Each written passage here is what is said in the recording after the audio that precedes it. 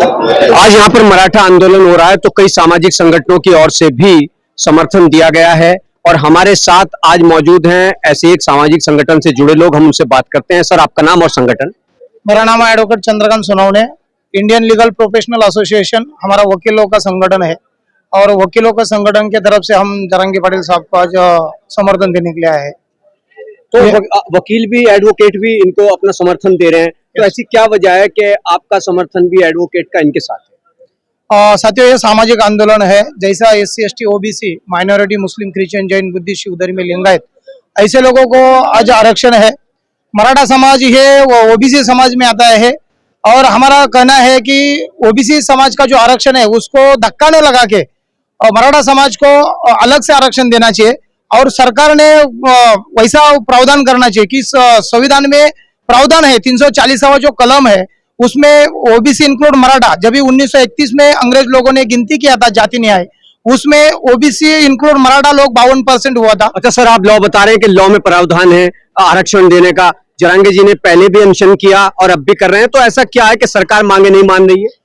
कैसा है, अगर सरकार के मन में है कि मराठा समाज को आरक्षण देना है तो 100% दे सकते हैं, क्योंकि ABCD ऐसा करके जो ज्यादा मागास है उनको पहला देना चाहिए, उससे ज्यादा मागास है उनको ऐसा ABCD से अगर देगा हर लोगों को तो वो आरक्षण का मामला खत्म हो सकता है।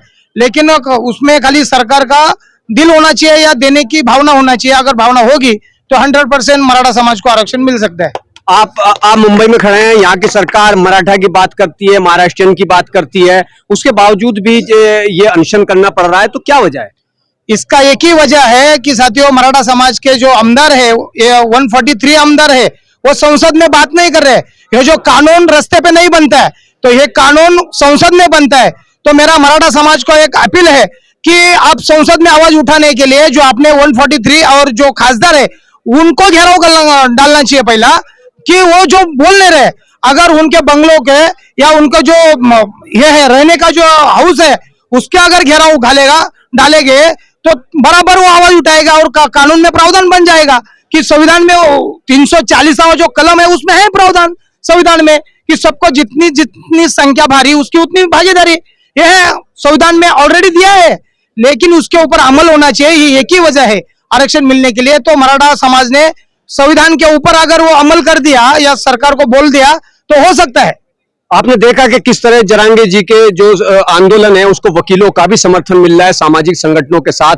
तो इसी तरह आप जुड़े रहिए और देखते हैं कि ये आंदोलन आगे क्या रूप लेता है।